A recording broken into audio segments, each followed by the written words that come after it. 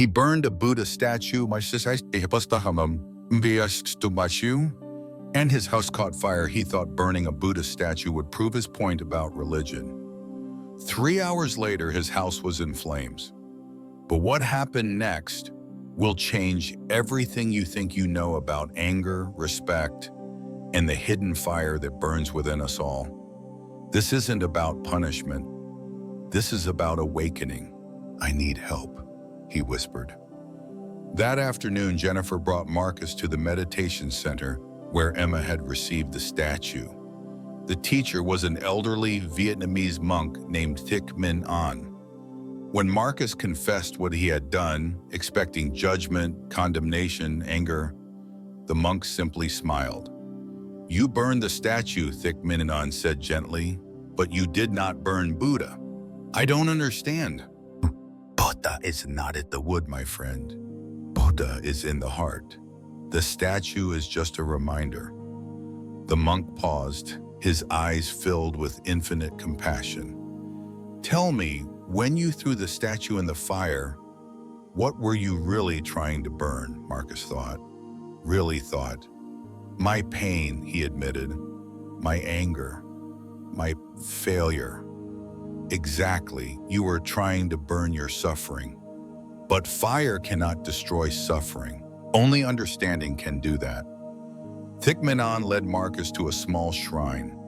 Dozens of Buddha statues sat peacefully, some new, some old, some cracked, some burned. "People bring me broken Buddhas all the time," the monk explained.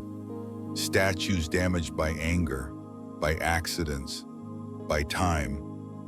But look," he picked up a statue that had clearly been through fire. Blackened, scarred, beautiful. "This Buddha has been through flames. Does he look angry? Does he look vengeful? Does he look destroyed?" Marcus studied the statue. The Buddha's expression was exactly the same as always. Peaceful, compassionate, serene. "Fire cannot change Buddha's nature," the monk continued. "Just as your anger cannot change Buddha's nature. Buddha exists to help all beings, even those who burn his statues." "But why did my house burn down?" Marcus asked. Thich Minh An smiled. "Tell me, if your house had not burned, would you be here right now?" Marcus realized, no. He would still drowning in rage, still pushing away everyone who tried to help, still burning with inner fire. "Sometimes," the monk said softly, "the universe gives us exactly the fire we need to burn away what no longer serves us." "Dear Buddha," Thich Minh An began to pray, "help this soul see that destruction can become creation, that endings can become beginnings, that even fire can be a teacher." Over the following months, Marcus began to rebuild. Not just his house, but his heart. He started meditating, not because he believed in Buddhism, but because he wanted to understand why it brought his daughter peace.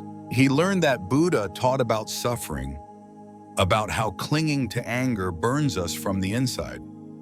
The Buddha had said, holding on to anger is like grasping a hot coal with the intent of throwing it at someone else. You are the one who gets burned. Marcus realized he had been holding hot coals for years. No wonder his life felt like fire. He began to practice forgiveness, not for others, for himself. Forgiveness for failing, forgiveness for hurting people he loved, forgiveness for being human.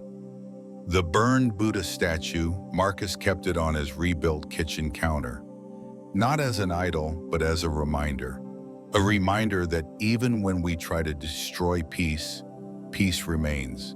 Even when we try to burn love, love endures. Even when we think we've lost everything, new growth can emerge from ashes. Emma noticed the change in her father. "Daddy, you seem lighter," she said one day. Marcus smiled. He felt lighter. The fire in his heart was still there, but now it was the fire of passion, of love, of purpose. not the fire of destruction. A year later, Marcus and Jennifer didn't get back together, but they became friends again. Co-parents united in love for their daughter. Marcus started a support group for divorced fathers, teaching them meditation techniques he'd learned. Pain is inevitable, he would tell them. Suffering is optional. The Buddha never promised life would be easy. He promised that understanding our pain could transform it into wisdom. Marcus learned that respect isn't about agreeing with every belief. It's about honoring what brings others peace. Marcus Thompson was 34, a bitter man drowning in rage. His wife had left him, taking their daughter. His business had failed. His father had just passed away. Marcus blamed everything on faith. If there's a God, he would rant, why is my life falling apart? His ex-wife Jennifer had recently started meditating, finding peace through Buddhist teachings. This enraged Marcus even more. When we attack what others hold sacred, we're usually attacking our own fear of the unknown. The fire in Marcus's house wasn't punishment from Buddha. It was the universe's way of burning away his illusions, his anger, his attachment to being right. Sometimes we need to lose everything to find what really matters. Sometimes destruction is just creation wearing a different mask. The question isn't whether you believe in Buddha, in any particular faith. The question is, what fires are you carrying in your heart? Are they fires of anger that burn down your relationships? Are they fires of judgment that burn bridges with others? Are they fires of resentment that burn away your peace? Or are they fires of compassion that warm those around you? Fires of understanding that light the path for others? Fires of love that transform darkness into light? Marcus thought he was burning Buddha, but Buddha was actually burning away Marcus's suffering.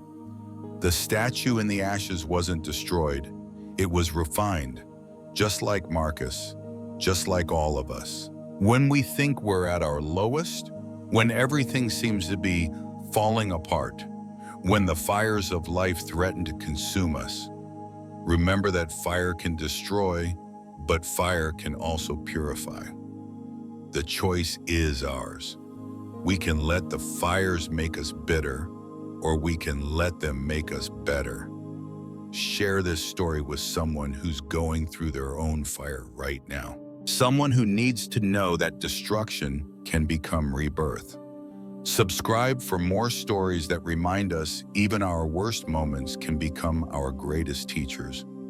And remember, dear soul, whatever fires you're facing today, whatever you think you've destroyed, whatever seems lost forever, peace remains. Love endures. Buddha waits patiently for you to remember that the light you seek was never outside you. It was always burning within, waiting for the right moment to transform your ashes into wisdom. You're wasting time I'm that Eastern nonsense, he'd scream during custody calls, teaching our daughter to worship statues. When Jennifer brought their 8-year-old daughter Emma home from a meditation class, Emma was carrying a small Buddha statue, a gift from her teacher. Marcus saw it and exploded. "Get that thing out of my house. I won't have false idols here." Emma started crying. "But Daddy, it helps me feel calm when I'm scared." "You don't need that garbage to feel calm." Marcus snatched the statue. "You need to be strong." That evening, after Emma had gone to bed, Marcus stared at the little Buddha statue on his kitchen counter. All his rage, all his pain, all his frustration focused on this small piece of carved wood. "You want to bring peace," he muttered. "Let's see how peaceful you are in flames." He grabbed the statue, walked out to his backyard, and threw it into his fire pit. As he watched it burn, Marcus felt a twisted satisfaction. "There's your enlightenment," he spat. But as the flames consumed the statue, something strange happened. Marcus felt emptier, not satisfied, just hollow. He went back inside, made himself a drink, and fell asleep on the couch. 3 hours later, he woke up to the smell of smoke. Real smoke. His kitchen was on fire. A faulty electrical wire behind his refrigerator had sparked, igniting the wooden cabinets.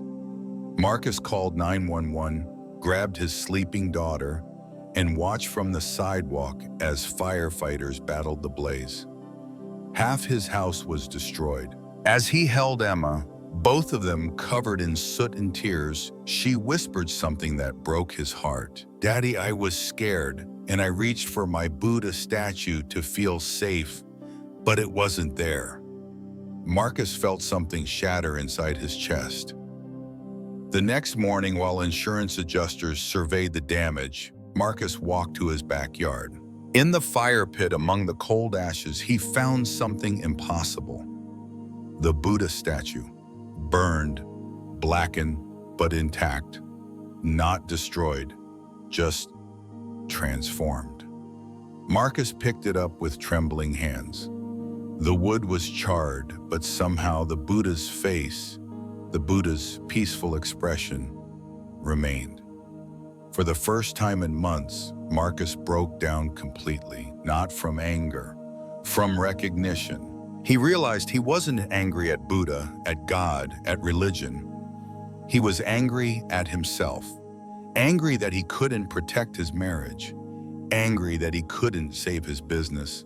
Angry that he couldn't heal his father. Angry that he felt so powerless. And he had taken that anger, that fire burning inside him, and aimed it at the one thing that brought his daughter peace. Marcus called Jennifer.